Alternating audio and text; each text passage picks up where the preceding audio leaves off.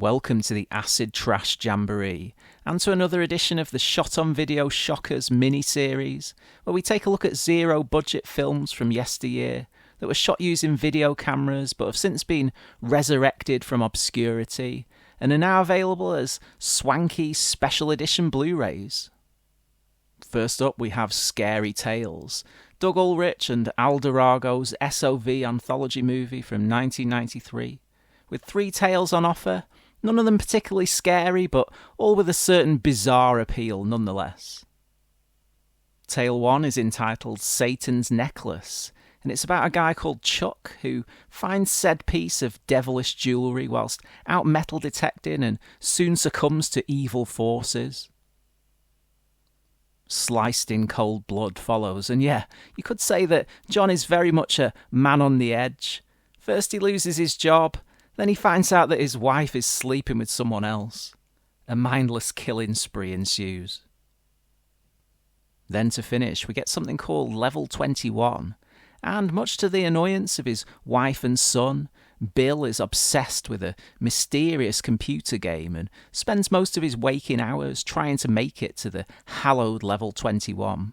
After many fruitless attempts, one afternoon he succeeds, at which point the game merges with real life. Transported to a fantasy realm populated by shin-kicking dwarves, deadly ninjas, club-wielding trolls and damsels in distress, will he be able to defeat the final boss, the Dark Overlord, and make it back to reality in time for dinner? As you can see, the stories here are about as deep as a puddle, but come on, we're talking SOV here, not some Tarkovsky epic. Besides, it's the DIY effects that we watch these things for, surely. And happily, Scary Tales gore offerings are well done and plentiful.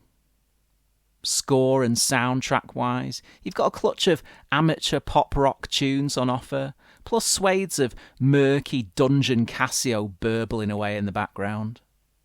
The acting is mostly of the sincere but wooden variety, though a couple of the cast members ham it up knowingly. This is a neat little homespun, cheapo effort overall. Pretty cool, and I'd say worth a go.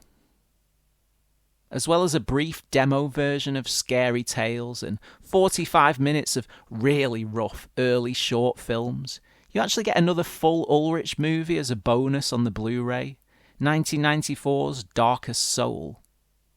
Now this follows the exploits of 2 no-hoper friends, dumb, slobby Mark and leather-jacketed womanizer Tommy, as they bum around in search of a job. Eventually they hit pay dirt when they're employed as grave diggers and discover that they can make untold amounts of extra dough by stealing and selling jewellery from inside the coffins. Things soon spiral out of control for the hapless pair, though, with Mark getting into heavy-duty substances and Tommy behaving like he's watched one too many Jörg Buttgereit films. Darkest Soul is a bit more developed than anything on the anthology, and it's actually very watchable, so long as you're not expecting Oscar-worthy acting and cinematography. It's more of a downbeat, morbid drama than anything else, though, as suggested, it does cross over into horror at a few points, so this is another good one. On to Treasure of the Ninja, an insanely overambitious DIY martial arts epic from William Lee. So, what's it about? Well, I wish I knew. At the heart of this, a bunch of people, some good, some bad, are searching for ancient treasure on an island called Ranga. That much is clear. As for the rest, well, your guess is as good as mine. I mean, you've probably had fever dreams that were more coherent than Treasure of the Ninja. The action flits here, there, and everywhere, whenever it pleases, from scrubland to city streets and random buildings. Ninja fights break out for no apparent reason. New characters enter the frame, spout some important sounding lines, then die 2 minutes after being introduced to us. Who were they? It doesn't matter, as there's plenty more where they came from. It's also worth pointing out that a bunch of the cast seem like they were of school age when they filmed this. Yeah, as well as one of the heroines being some kind of precociously gifted teenage genius. What on earth is with the chubby 10-year-old boy in army fatigues who's expected to protect a pair of archaeologists from an endless stream of deadly martial artists as they make their way around Ranga? Yeah, within about 5 minutes he's running and screaming for his life. Toss in some out-of-left-field supernatural shenanigans, some of the funniest dubbing and sound effects that I've ever heard in my life, plus a bonus breakdancing interlude, and yeah, just what? So we've firmly established that Treasure of the Ninja is nuts, but is it entertaining? Mostly yes. Okay, 100 plus minutes, it's way too long. Yeah, chop out some of the utterly convoluted subplot chit-chat and maybe one or two of the 3,000 fight sequences on offer, and you'd have a much sleeker and far less exhausting, brain-aching movie. Flaws aside, though, they don't make them like this anymore, that's for sure. Yeah, full marks to Lee for coming out with anything at all, let alone such a wild ride as this on a budget of about $50. Lastly for now, we have Dragon vs. Ninja.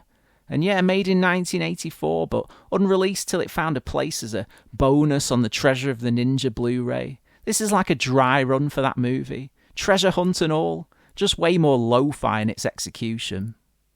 Lee's scattershot, ADHD storytelling is rendered even harder to make head or tail of here, thanks to the extremely degraded audio, which is plagued by dropouts and is so muffled that you might as well be trying to hear it from next door's TV. Not that it matters in the end.